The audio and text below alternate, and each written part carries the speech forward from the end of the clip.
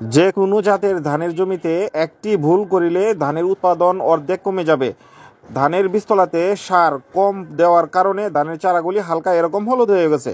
বীজতলা হতে এরকম হালকা হলুদ ধানের চারা তুলে যদি বড় জমিতে রোপণ করেন, ধানের গোছা মোটা হবে না, ধানের উৎপাদন অর্ধেক কমে যাবে। এই জমির কৃষক একই জাতের ধানের বীজতলা হতে ধানের হলুদ চারা তুলে রোপণ করছে এবং একই বীজতলা হতে ধানের কালো চারা তুলে রোপণ করছে। কি ঘটনা ঘটছে ভিডিওতে দেখুন। আসসালামু আলাইকুম। আমি 1% 60 কেজি ধান উৎপাদন করার চেষ্টা করতেছি। সেই ভাইয়ের নিয়মে ধান চাষ করছি। আমার ক্ষেতের অবস্থা এই যে, আমার জমি এই যে, এই সাইডে চাষ করছি লাল চারা,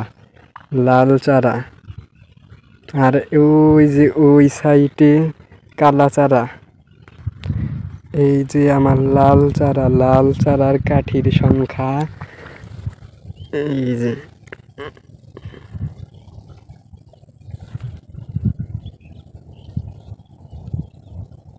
এই লাল চারার কাঠির সংখ্যা 1 2 3 4 5 6 7 8 9 10 11 12 13টা লাল চারা।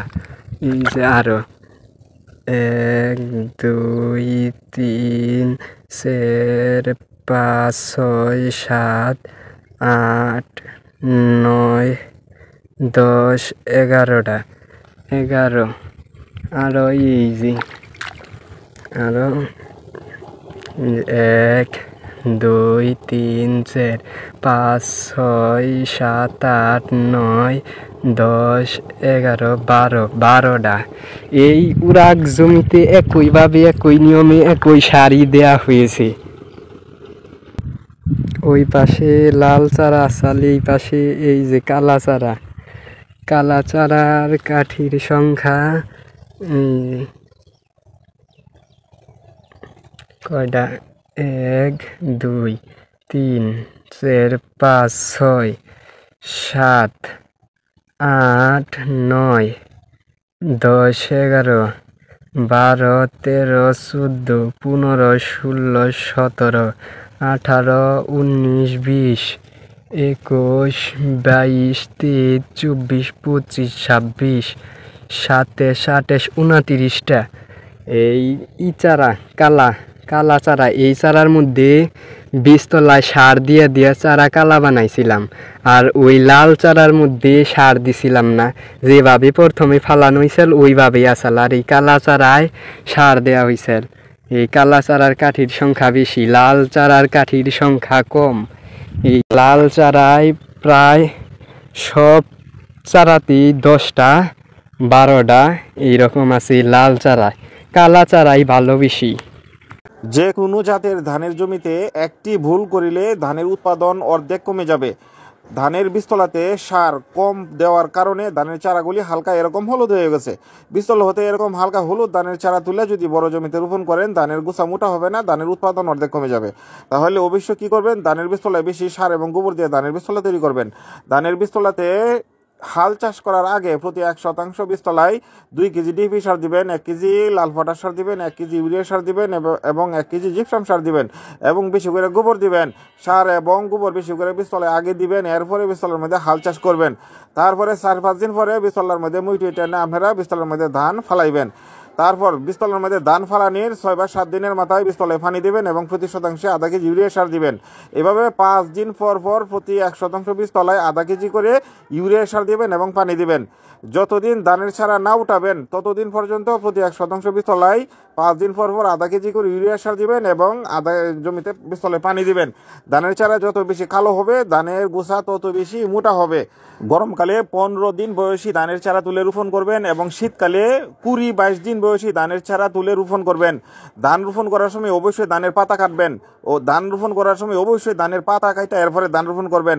ধান রোপণ করার সময় ধানের প্রতিটি গোছায় দেশি এবং হাইব্রিড ধানের চারা 5টা করে চারা দিয়ে ধান রোপণ করবেন এবং ধান ধান রোপণ করার সময় এক হাতের মধ্যে 4টি ধানের গোছা দিবেন, লাইন থেকে লাইন মাত্র 7 ইঞ্চি ফাঁকা দিবেন। মোট কথা ধানের জমি ঘন করে রোপণ করবেন।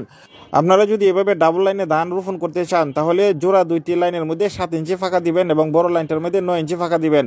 আবার জোড়া 2টা লাইনের মধ্যে 7 ইঞ্চি ফাঁকা দিবেন এবং বড় লাইনটার মধ্যে 9 ইঞ্চি ফাঁকা দিবেন। এভাবে পুরা জমি রোপণ করবেন। কৃষক ভাইরা, সব জাতের ধান আমাদের নিয়মে চাষ করতে পারবেন, ইনশাল্লাহ উৎপাদন অনেক বাড়বে। আপনারা যদি আপনাদের গ্রামের নিয়মে ধান রোপণ করেন এতে কোনো সমস্যা নাই। সব জাতের ধান আপনাদের গ্রামের নিয়মে রোপণ করবেন, কিন্তু সার দিবেন আমাদের এই কাগজের নিয়মে, তাহলে ধানের উৎপাদন বাড়বে। আর আপনাদের নিয়মে যদি সার দেন তাহলে ধানের উৎপাদন বাড়বে না। আমাদের নিয়মে একটা জমিতে সার দেন আর বাকি জমিগুলোতে আপনাদের পুরাতন নিয়মে সার দেন, তাহলে বুঝতে পারবেন ধানের উৎপাদন কেন কম হয়, কেন বেশি হয়। ধন্যবাদ। মনে রাখবেন, গরমকালে আমন ধান রোপণ করার 15 দিনের ভিতরে সম্পূর্ণ ইউরিয়া সার দেওয়া শেষ করবেন এবং শীতকালে বুড়ো ধান রোপণ করার 25 দিনের ভিতরে সম্পূর্ণ ইউরিয়া সার দেওয়া শেষ করবেন। এরপর ধান কাটার আগ পর্যন্ত আর ইউরিয়া সার দেওয়া যাবে না। সব জাতের ধানের উৎপাদন বাড়ানোর জন্য ধান রোপণ করিয়া 5 দিন পরে প্রতি 1 শতাংশে 250 গ্রাম ইউরিয়া সার দিবেন এবং ধানের গুছা মোটা করার জন্য অথবা ধানের নতুন কুশি বা চারা বের করার জন্য গরমকালে আমন ধান রোপণের 17 দিন বয়সে এবং শীতকালে বুড়ো ধান রোপণ করার 25 দিন বয়সে প্রতি 1 শতাংশ জমিতে 1 কেজি ইউরিয়া সার দিবেন। এরপর ধান কাটার আগ পর্যন্ত আর ইউরিয়া সার দেওয়া যাবে না। এই ইউরিয়া সার দেওয়া শেষ হইল, তাহলে ধানের উৎপাদন বাড়বে, এটা প্রমাণিত। কৃষক ভাইরা, ধানের জমিতে ঘাস মারার ঔষধ না দিলে কি উপকার হয় এবং ধানের জমিতে ঘাস মারার ঔষধ বেশি দিলে কি ক্ষতি হয়, এটার প্রমাণ আমি দেখাই দিতেছি। 2025 সালের এই কাগজের নিয়মে ধানের জমিতে সবগুলি সার সমমত দেওয়া হইতেছে। ধান রোপণে এই যে এখন যে ভিডিওটা দেখতেছেন এখানে ঘাস মারার ঔষধ দেওয়া হয় নাই, আর সামনে আর একটু ভিডিও দেখাবো, এখানে ঘাস মারার ওষুধ দেওয়া হয়েছে। একই জমি একই ধানের জাত একই দিনে রোপণ করা হয়েছে, এক জায়গায় ঘাস মারার ওষুধ দেওয়া হয়েছে, এক জায়গায় ঘাস মারার ওষুধ দেওয়া হয় নাই। আমরা এই জমির এই অংশে ঘাস মারার ওষুধ দেই নাই, এখানে এক একটা গোছার মধ্যে অনেক খুশি হয়ে গেছে। আর যেখানে আমরা ঘাস মারার ওষুধ দিচ্ছি এখানে মাত্র 10-12টা খুশি। আর যে এই আমরা ধানের এই অংশে আমরা কোনো জমি ঘাস মারার ওষুধ দেই নাই, তো এখানে ধানের গোছায় প্রত্যেকটা গোছায় খুশি হয়ে গেছে 25-30টা। আর যেখানে আমরা ঘাস মারার ওষুধ দিচ্ছি এখানে ধানের খুশি হয়েছে মাত্র 10-12টা। ধানের জমিতে আপনারা ঘাস মারার ওষুধ দিবেন, কিন্তু পরিমাণে কম দিবেন। কাগজে যতটুকু লেখা থাকবে তার চেয়ে আরো কম দিবেন, এর চেয়ে বেশি দিবেন তা ধানের গোছা মোটা হবে না। আসসালামু আলাইকুম বস। ওই আগে যে এই যে ভিডিওটা করলাম এটা হলো এখন বর্তমানে যে ভিডিওটা আছি এটা হলো ঘাস মারা ওষুধ দিছি। এই যে এটা ঘাস মারা ওষুধ দিছি, এটা একটু কম আছে, এই যে এই কুশির সংখ্যা কম আর গাছও একটু দুর্বল।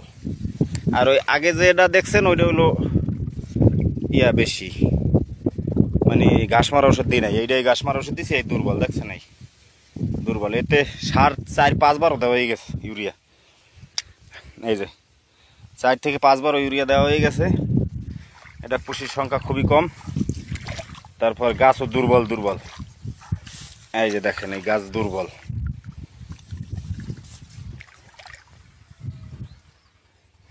সব জায়গায় না, সব জায়গায় তা না, আবার এদিকে ভালো আছে, এদিকে ভালো আছে, এদিকে এই দুর্বলও আছে ভালো আছে, এদিকে ভালো, এদিকে আবার ওইদিকে দুর্বলও আছে।